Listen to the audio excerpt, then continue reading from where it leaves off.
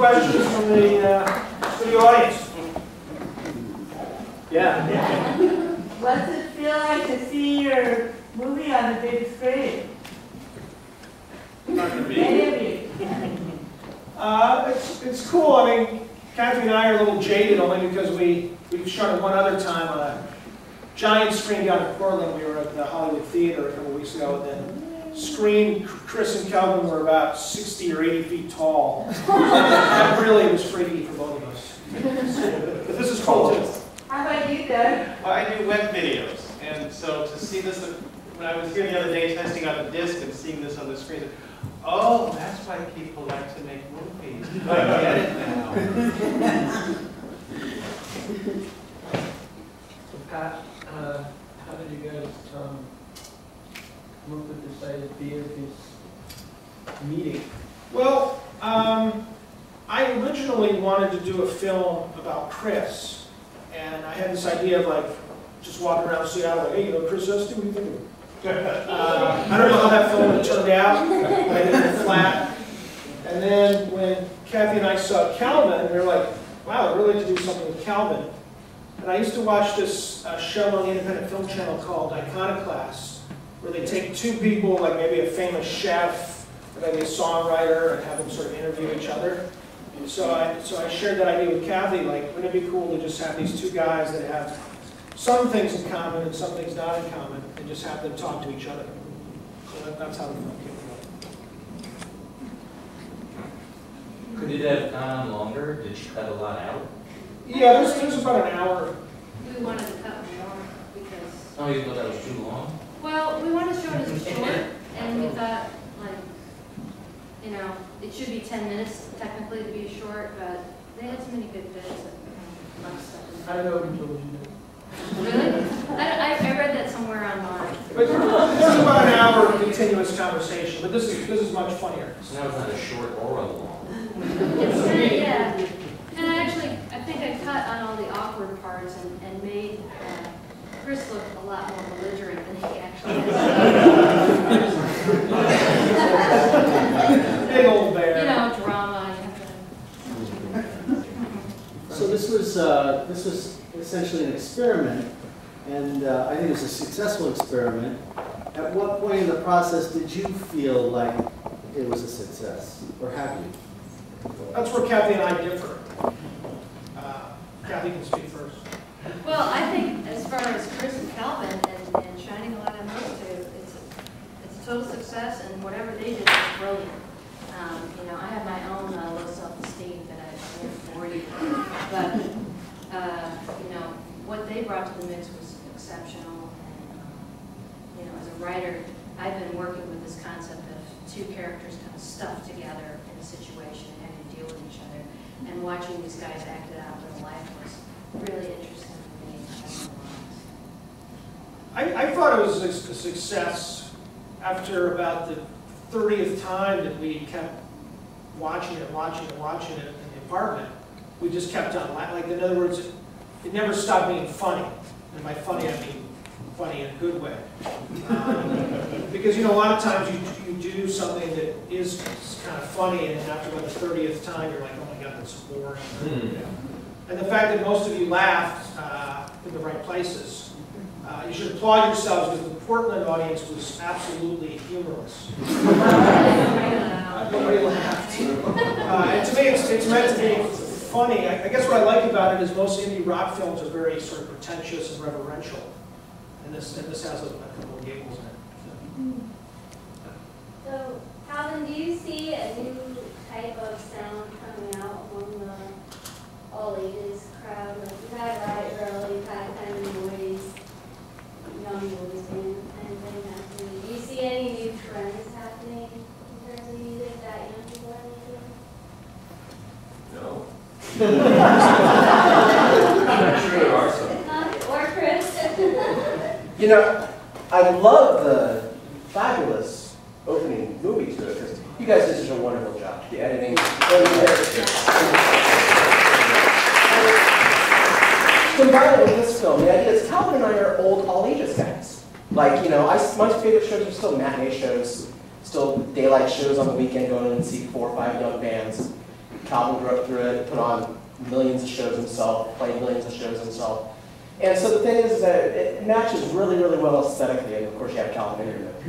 But the idea is that no, there's probably not going to be that much new in terms of the sound coming out, but like folk music that has a tradition. It carries through the energies of generations that are constantly finding their own voice. It's always new to whoever hears it the first time for themselves. Absolutely. Yeah, no, that's true. I'm in the business of putting out reissues, generally music from 30 or 40 years ago, and there's always some kids that are buying it. So. I'd like to observe, as someone who's known Calvin for a long time, that the whole consciousness of music for young people and Calvin's stance in Olympia, and when his band started playing outside of Olympia, insisting on playing all the ages shows, Calvin's the guy that started that. There weren't two people doing that. It was Calvin. So, welcome, Calvin. See, that's Steve Fisk. He did sound in the movie.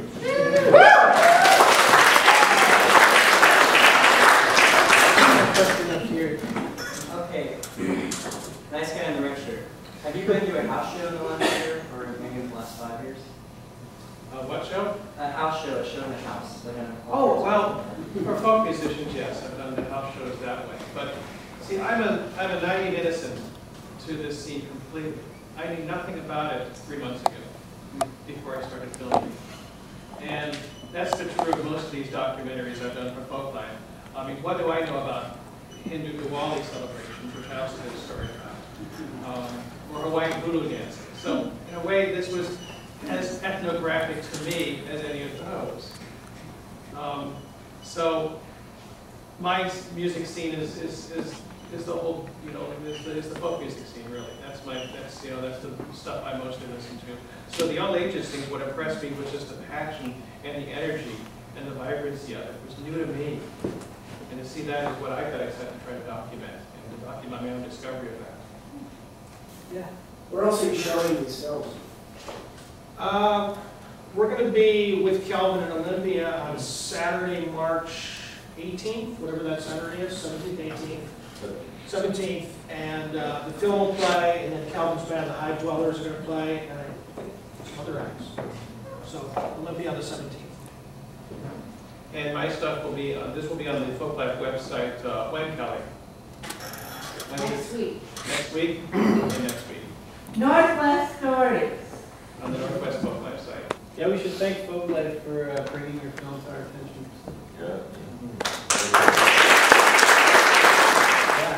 Yeah, I have a question. This is more about the beard movie, I think. It's interesting to see them side by side. With the having you had a beard, the question is how much attention did you pay to the production values? It seems it may have just sort of happened, and that was what you intended to happen. I noticed you spent a lot of attention, a lot of time on the credits and the animation, and yet the general feel has sort of a rough and ready, sort of impromptu feel, which seems to match up with the concept.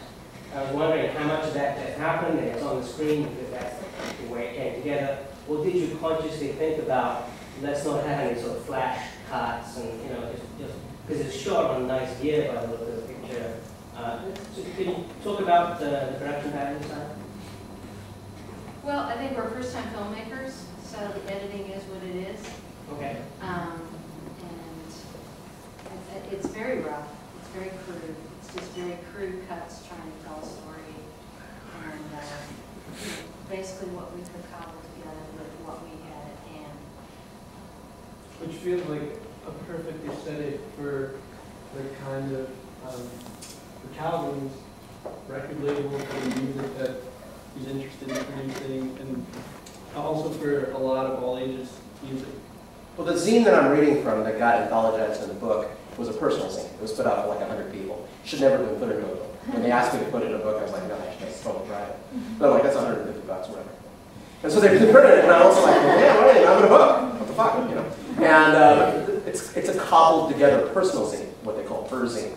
It never would have been submitted to the stranger, like an interview or anything like that. So essentially you have a cobbled together kind of piece of writing I think Calvin's work is exquisite, so I wouldn't put it on that level. But so there's a lot of DIY going on, and I think that's reflected in the values, but I think it's reflected very well.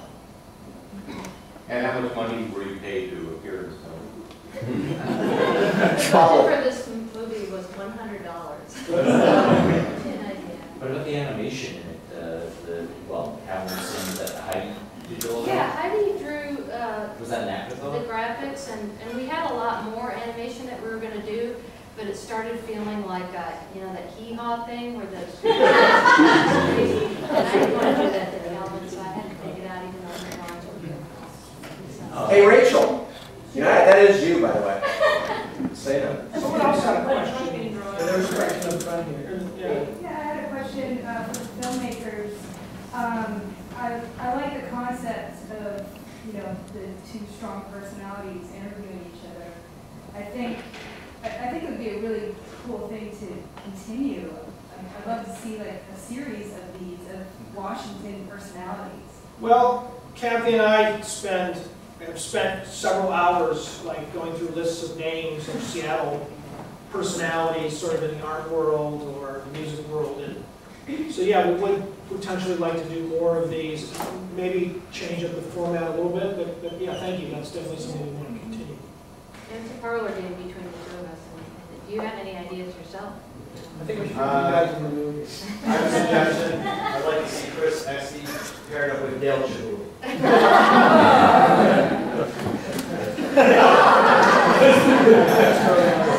That would be a candy match. I would pay. I have one more question for Chris and Calvin.